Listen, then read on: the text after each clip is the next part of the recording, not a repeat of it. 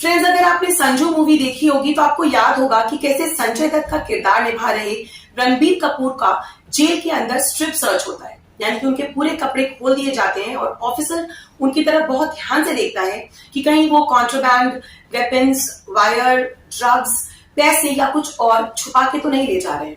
ये सीन आपको अंदर से झकझोर देता है फ्रेंड्स, और मन में एक सवाल उठता है कि क्या अंडर ट्रायल्स और प्रिजनर्स की डिग्निटी नहीं होती?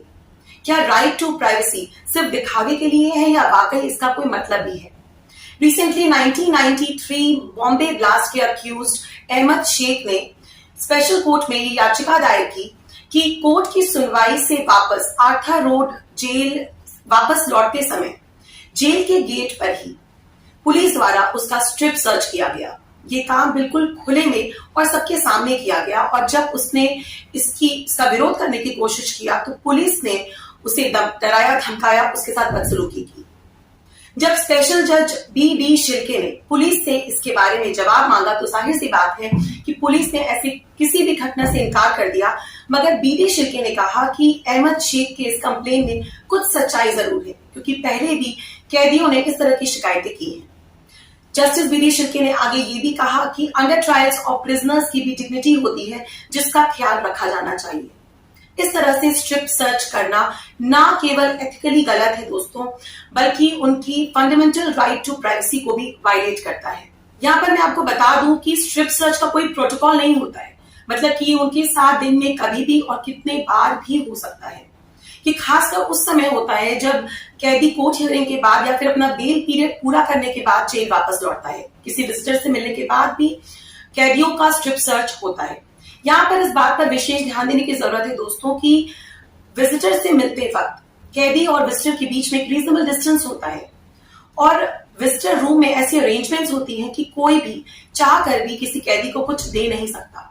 तो फिर क्या कारण है कि कैदी का उसके बैरक्स में वापस लौटने से पहले फिर से एक बार पूरे कपड़े उतारकर चेकिंग की जाती है? शायद ऐसा करने से जेल अथॉरिटीज को वॉयरिस्टिक प्लेजर डिराइव होता है, या फिर वो प्रिजनर्स को अपनी ताकत का बार बार एहसास दिलाना चाहते हैं। आप शायद सोच रहे होंगे कि ऐसा सिर्फ मेल प्रिजनर्स के साथ ही होता होगा दोस्तों, तो मैं आपको बता दूं कि ऐसा बिल्कुल नहीं है। फीमेल प्रिजनर्स के साथ भी बिल्कुल मेल प्रिजनर्स जैसा ही बर्ताव किया जाता है। फर्क बस इतना है कि उनकी चेकिंग फीमेल ऑफिसर्स द्वारा की जाती है। कुछ साल पहले अमेरिका में पुलिस ने एक लेडी को शराब के नशे में गाड़ी चलाते हुए पकड़ लिया।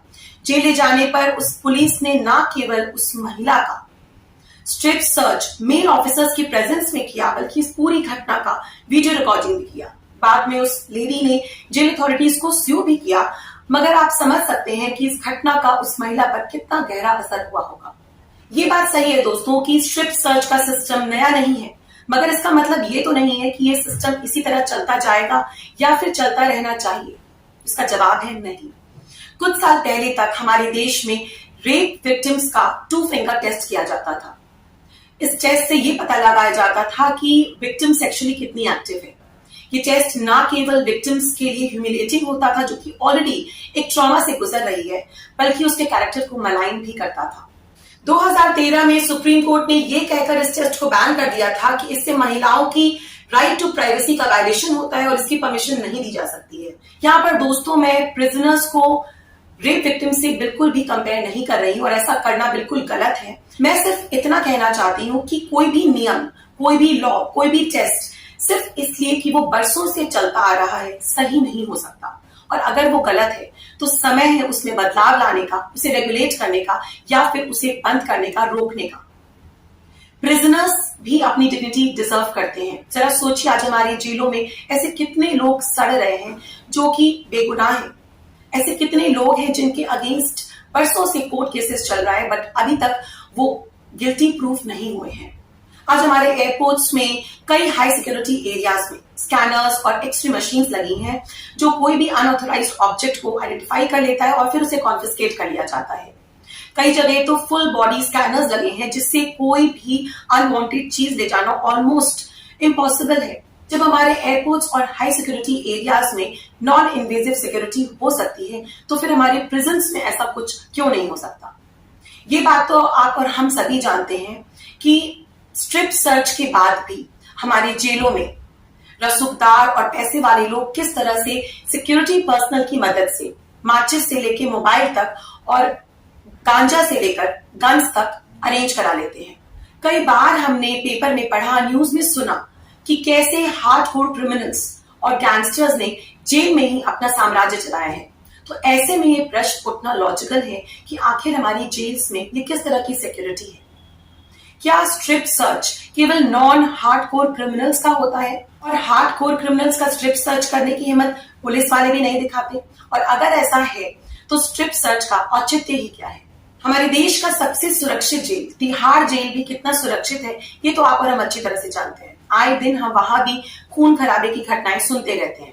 हाल ही में गैंगस्टर टिल्लू ताजपुरिया को उसके राइवल गैंग ने तिहाड़ जेल के अंदर ही धारदार हथियार से मारकर हत्या कर दी। दोस्तों, मेरा बस इतना कहना है कि स्ट्रिप सर्च का इस्तेमाल सिर्फ तभी करना चाहिए जब एक्सरे मशीन्स या स्कैनर से ऐसा कुछ इंडिकेशन मिले कि कैदी अपने शरीर में कुछ छुपा कर ले जा रहा है, क्योंकि स्ट्रिप सर्च ह्यूमन डिग्निटी के अगेंस्ट है और इसका इस्तेमाल सिर्फ रेयरेस्ट ऑफ रेयर केसेस में ही करना चाहिए। धन्यवाद दोस्तों, आज का वीडियो यहीं तक। आशा करती हूँ वीडियो पसंद आया होगा, वीडियो अच्छा लगा हो तो इसे बहुत सारे लाइक्स दीजिए, चैनल को जल्दी से जल्दी सब्सक्राइब करिए, बेल आइकन दबाइए और जल्दी मिलेंगे नेक्स्ट वीडियो में। तब तक अपना ध्यान रखिए।